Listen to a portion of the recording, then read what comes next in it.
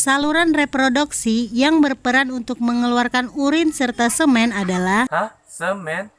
Semen kan bahan bangunan. Kenapa ada di sistem reproduksi pria? Aneh nih pertanyaannya.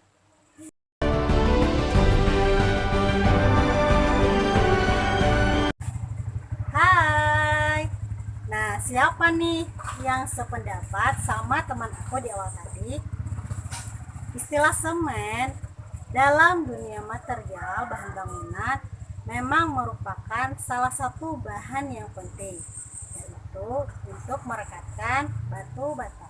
Sementara itu, istilah semen yang dimaksud di awal tadi itu adalah sel sperma yang sudah ditambahkan cairan hasil sekresi yang berasal dari kelenjar aksesoris dan yang akan diejakulasikan. Atau bahasa lain untuk semen ini adalah air mani. Nah, proses pembentukan sperma serta sekresi cairan semen terjadi di dalam organ reproduksi pria. Kira-kira apa saja ya organ penyusun reproduksi pria?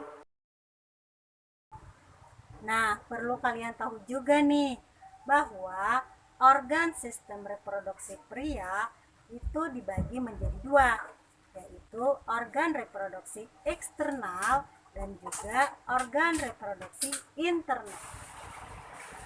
Nah, organ reproduksi eksternal atau bagian luar ini terdiri atas skrotum dan juga penis.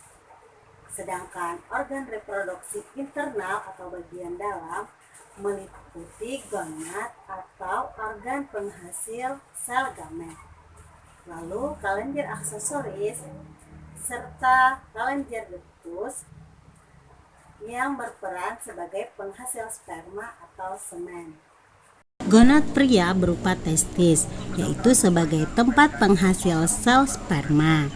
Kemudian, kelenjar aksesoris terdiri atas vesikula seminalis, lalu kelenjar prostat, dan juga kelenjar Koper atau bulbu uretra. Dan untuk saluran atau duktusnya terdiri atas epididymis, vas deferens, ductus ejaculatori, dan uretra. Fungsinya apa aja nih? Oke, kita kenali ya, mulai dari organ reproduksi eksternal terlebih dahulu. Pertama, ada skrotum. Yang kalian lihat ini ya. Nah, untuk skrotum, fungsinya itu adalah melindungi testis. Kemudian ada penis yang berperan sebagai alat kopulasi. Lalu berikutnya, organ reproduksi internal. Mulai dari testis. Nah, testis ini fungsinya itu untuk reproduksi sel sperma dan hormon reproduksi seperti testosteron. Lalu ada epididymis, yaitu saluran yang melingkar dan juga panjang sebagai tempat pematangan sperma. Kemudian vas deferens untuk menyalurkan sperma dari epididymis. Lalu ada ductus ejaculatori untuk menyalurkan sel sperma serta cairan hasil sekresi kelenjar ke uretra. Lalu ada vesikula seminalis, kelenjar prostat, serta kelenjar bulbu uretra sebagai kelenjar aksesoris yang mensekresi cairan tertentu dan akan bergabung dengan sel sperma membentuk semen. Kemudian bagian berikutnya adalah uretra. Nah, uretra itu fungsinya sebagai saluran pengeluaran urin serta semen. Oke deh, jadi organ reproduksi pria itu terbagi menjadi dua bagian, yaitu bagian eksternal dan juga bagian internal. Nah, supaya makin mantap, coba kalian jawab pertanyaan berikut ini. Berikut ini yang merupakan organ reproduksi eksternal pria ditunjukkan oleh huruf. Jawabannya B ya. Seperti yang kita bahas, kalau organ reproduksi pria itu terbagi menjadi dua bagian, yaitu bagian eksternal atau bagian luar yang terdiri atas skrotum dan juga penis. Sedangkan untuk bagian internal atau bagian dalam meliputi gonad, kelenjar aksesoris, dan juga ductus atau saluran penyalur sperma dan hasil sekresi. Gonad yaitu berupa testis sebagai penghasil sel sperma. Lalu, kelenjar aksesoris terdiri atas vesicula seminalis, kelenjar prostat, dan juga kelenjar Cooper atau bulbo-uretra. Sedangkan untuk saluran atau ductusnya terdiri atas epididymis, vas deferens, ductus ejaculatori, dan juga uretra. Sip. Nah, untuk struktur dan fungsi setiap bagiannya akan dibahas secara detail di video-video berikutnya. Ingat ya, tetap laksanakan protokol kesehatan serta tetap semangat belajarnya. Dadah. Halo, coba deh guys, kalian perhatikan ini. Ini adalah pabrik roti. Nah, setiap harinya di pabrik ini diproduksi ribuan roti ya, yang siap didistribusikan dan juga dipasarkan. Oke, ini artinya produk utama dan juga produk penting pabrik ini adalah roti. Oh iya, berbicara pabrik dan juga produk, ternyata di dalam tubuh manusia yaitu pada pria terdapat struktur seperti pabrik guys, yang bisa memproduksi produk penting dalam jumlah yang besar, dan produk yang dihasilkan yaitu penting banget dalam reproduksi. Oke, siapa lagi nih kalau bukan testis yang saya arsir ini ya. Nah, saya arsir dulu. Jadi, testis itu kita analogikan sebagai sebuah pabrik, karena di testis juga terjadi yang namanya produk jutaan hingga ratus juta sel sperma setiap harinya. Dan sel sperma itu merupakan produk penting dalam reproduksi. Nah, layaknya sebuah pabrik yang dijaga ketat oleh satpam maupun security, kemudian ada CCTV-nya atau pengawasnya dan juga pelindungnya. Testis ini juga memiliki struktur pelindung guys, tapi bukan saya pelindung ya. Nah, struktur pelindung itu adalah skrotum. Wah, keren banget ya. Tapi gimana nih detail dari testis dan skrotum? Apakah testis itu sebagai pabrik bentuknya dan skrotum seperti CCTV? Oke, penasaran kan? Kita bahas yuk.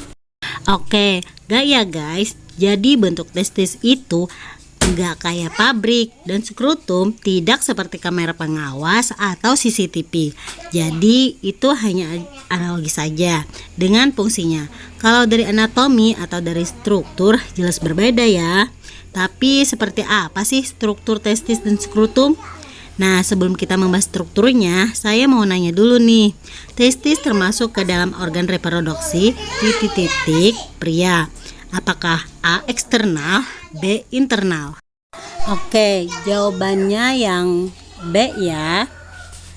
Nah, jadi testis itu tergolong ke dalam organ reproduksi internal pria dan dilindungi oleh bagian eksternal pria bernama skrotum. Kita bahas dulu ya skrotum itu. Nah, jadi skrotum itu merupakan kantung yang fungsinya itu untuk melindungi dan juga menjaga suhu testis, yaitu berkisar 2 derajat Celcius di bawah suhu tubuh.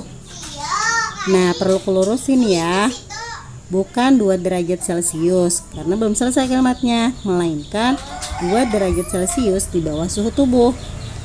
Kenapa sih? Nah, hal ini agar si sel sperma itu tetap hidup. Oke, jadi dari sini kita tahu ya bahwa skrotum ini tidak hanya melindungi testis, tapi juga menjaga suhunya. Tapi bagaimana caranya?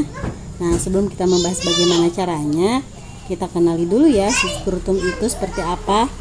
Oke, ternyata si skrotum itu berupa jaringan fibromuskular atau tersusun oleh jaringan ikat dan juga otot. Nah, skrotum terdiri atas 2 kompartemen atau 2 bagian, di mana setiap bagiannya itu berisi 1 testis, 1 epididymis, dan 1 spermatocord. Ini skrotum ya. Dan setiap bagiannya berisi 1 testis, 1 epididymis, dan 1 spermatocord. Sebentar, apa itu spermatocord? Oke, jadi spermatocord itu merupakan kumpulan pembuluh darah, saraf, serta salah satu saluran reproduksi. Kemudian kita bahas tentang dinding dari skrotum. Jadi ternyata dinding skrotum itu tersusun atas beberapa lapisan guys, dari luar sampai dalam. Kita bahas ya. Jadi yang paling luar ini bernama lapisan kulit terluar. Nah, kulit terluar dari skrotum itu lebih banyak mengandung pigmen guys. Kemudian ada juga kelenjar keringat dan juga kelenjar minyak. Lalu di bawah lapisan terluar, yaitu lapisan selanjutnya adalah otot dartos, yaitu berupa otot polos yang fungsinya itu terlibat dalam pengaturan suhu testis. Kemudian di bawahnya lagi ada otot kremaster. Nah, otot kremaster ini dilindungi dan dilapisi oleh jaringan ikat. Jadi ada 2 jaringan ikat, yaitu jaringan ikat luar dan juga jaringan ikat dalam yang melindungi dan menaik turunkan testis.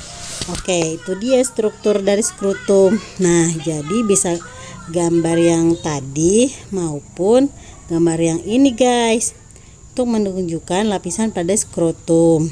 Sama aja, di sini juga terlihat paling luar itu adalah kulit terluar, kemudian berikutnya adalah otot dartos yang warna merah awal, lalu ada otot kremaster yang warna merah kedua yang dilapisi oleh jaringan ikat bagian luar dan bagian dalam.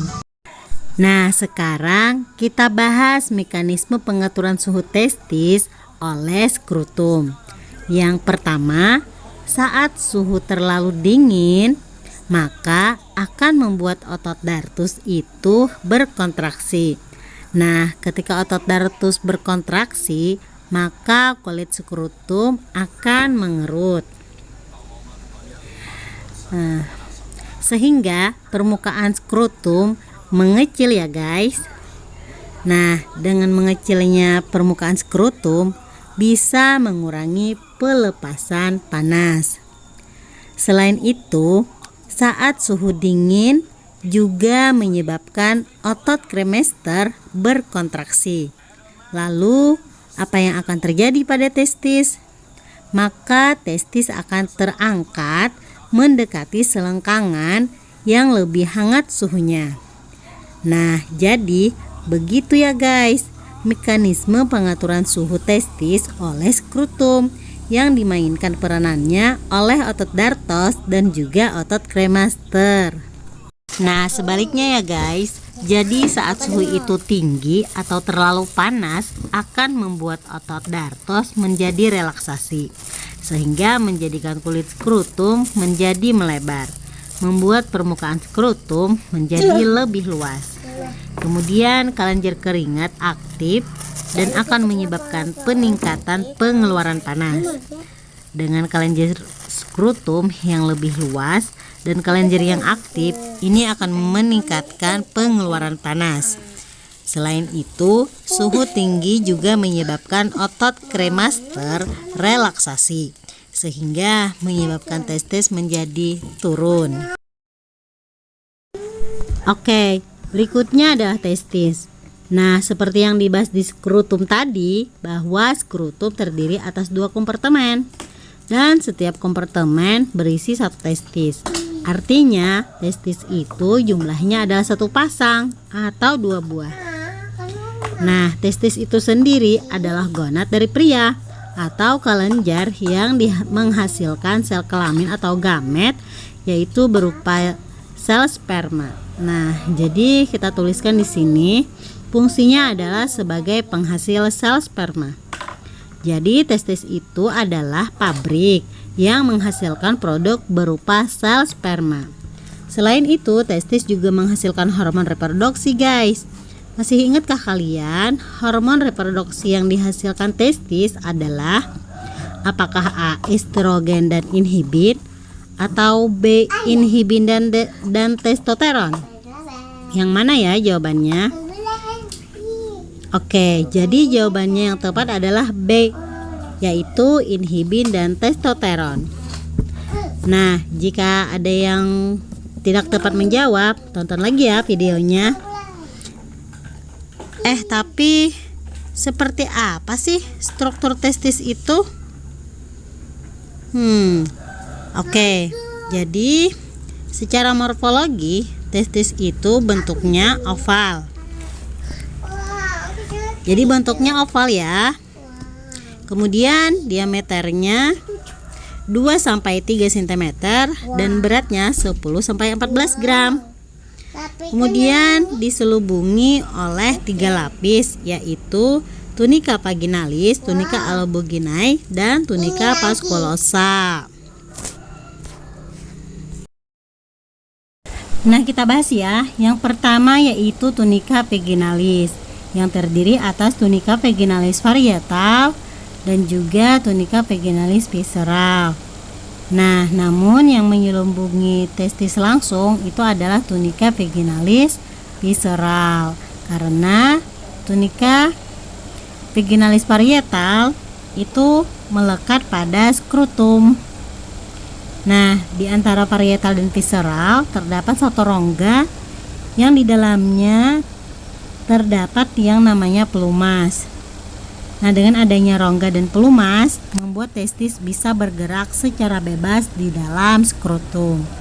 Makanya nih, testis itu bisa naik ataupun turun saat terjadi pengaturan suhu oleh skrotum. Sip.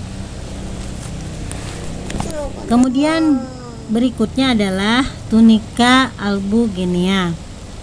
Nah, berasal dari kata alba yang berarti putih. Nah, memang apa sih yang putih?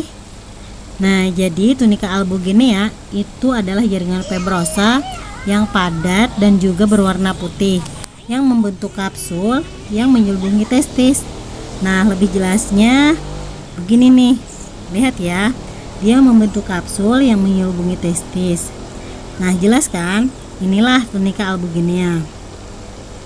Nah, pada tunika albuginea ini terdapat pemanjangan yang bernama septa atau sekat yang membagi banyak lobulus. Nah, sekali lagi ya, kalau pada tunika albuginea ini terdapat pemanjangan yang bernama septa atau sekat yang membagi banyak lobulus. Nah, dan setiap lobulus mengandung yang namanya tubulus seminivirus dengan jumlah 2 sampai 4 tubulus seminivirus. Oke, berikutnya setelah tunika albuginea adalah tunika vasculosa. Tapi tidak ditampilkan ya gambarnya, namun saya kasih tahu kalau ciri-ciri tunika vasculosa adalah banyak mengandung pembuluh darah. Oke, nah tadi kan di dalam lobulus ada tubulus seminivirus. Kira-kira ada apa aja ya di dalam tubulus seminivirus? Oke, jadi tubulus seminivirus itu adalah tubulus yang berbelit-belit atau berkelok-kelok yang menyusun testis. Nah, tadi sudah disebutkan ya bahwa setiap lobulus itu mengandung 2-4 tubulus seminivirus. Nah, di sini digambarkan 2 nih. 1, 2. Nah, tapi di dalam tubulus seminivirus ada apa aja sih? Oke, kita lakukan sayatan melintang ya. Set. Jadi seperti ini penampakannya yang ada di dalam tubulus seminivirus. Jadi di dalam tubulus seminivirus kita bisa menemukan yang namanya sel germinal spermatozoa. Nah, sel germinal spermatozoa akan berkembang menjadi sperma. Dan di tubulus seminivirus kita dapat menemukan sel germinal spermatozoa dengan berbagai tahap perkembangan. Jadi ada yang seperti ini, ada yang begini dan begini. Nah, ini semua adalah sel germinal spermatozoa. Nah, jadi kita tahu ya bahwa fungsi dari tubulus seminivirus itu sebagai tempat pembentukan sel sperma. Jadi pembentukan sperma terjadi di testis, tempatnya di tubulus seminiferus. Nah, selain sel germinal spermatozoa, di dalam tubulus seminiferus juga terdapat sel Sertoli. Nah, yang ini yang berwarna ungu ya, ini adalah sel Sertoli. Nah, yang berfungsi menutrisi sel sperma dan juga menghasilkan hormon inhibin. Nah, selain itu ada juga lumen ya guys.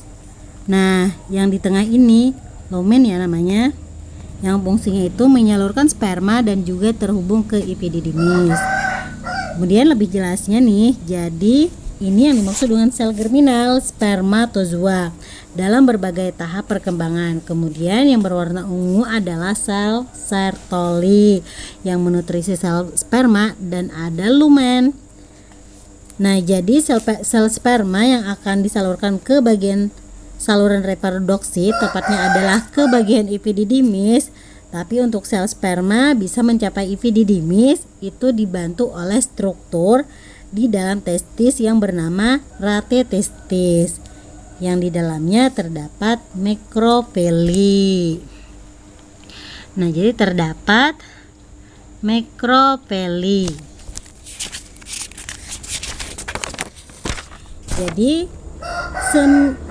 Jadi si mikrofili ini yang membantu memindahkan sel sperma dari tubulus seminiferus ke bagian pangkal epididymis, tepatnya melalui ke ductus efferens. Jadi dari tubulus seminiferus kemudian oleh mikrofili rate testis dipindahkan ke ductus efferens sebelum akhirnya ke epididymis. Nah, kemudian ada sel lain juga nih, namun bukan di dalam tubulus seminiferus, tapi melainkan di sekitar tubulus seminiferus, yaitu di jaringan ikat yang ada di sekitarnya. Terdapat suatu sel bernama sel Leydig yang fungsinya itu untuk menghasilkan hormon testosteron. Sip. Wah, sekarang sudah semakin paham ya bahwa pabrik penghasil sperma yang ada pada sistem reproduksi pria adalah testis yang dilindungi oleh skrotum dan juga dijaga suhunya. Nah, sekarang coba deh kalian jawab pertanyaan berikut ini. Berdasarkan gambar di bawah ini, tempat pembentukan sel sperma terjadi pada bagian yang ditunjukkan oleh huruf apakah? A, M, B, N, dan C, U. Yang mana nih jawabannya? Oke, jawabannya N ya. Kalau M itu tunika albuginiae yang membentuk kapsul testis, sementara O ini adalah epididymis yang akan kita bahas nanti ya. Oke, jadi kita review dulu ya. Testis itu adalah organ reproduksi yang berperan sebagai tempat dihasilkannya sel sperma dan juga hormon reproduksi. Nah, sel sperma itu dihasilkan tepatnya di tubulus seminiferus yang ada di setiap lobulus testis. Nah, selain itu di tubulus juga ditemukan sel lain seperti sel Sertoli yang berfungsi menutrisi sel sperma dan juga menghasilkan hormon inhibin. Kemudian ada sel lain lagi yang berada di jaringan ikat di sekitar tubulus seminiferus, yaitu sel Leydig yang fungsinya menghasilkan hormon testosteron. Oke, jangan lupa ya, testis itu jumlahnya sepasang dan juga dilindungi serta dijaga suhunya supaya tetap 2 derajat Celcius di bawah suhu tubuh oleh struktur yang bernama skrotum. Sip. Wah, sel sperma yang dihasilkan dalam tubulus seminiferus selanjutnya menuju ke saluran reproduksi. Wah, seperti apa ya strukturnya? Ketemu lagi ya di video berikutnya. Tetap semangat belajarnya. Dadah.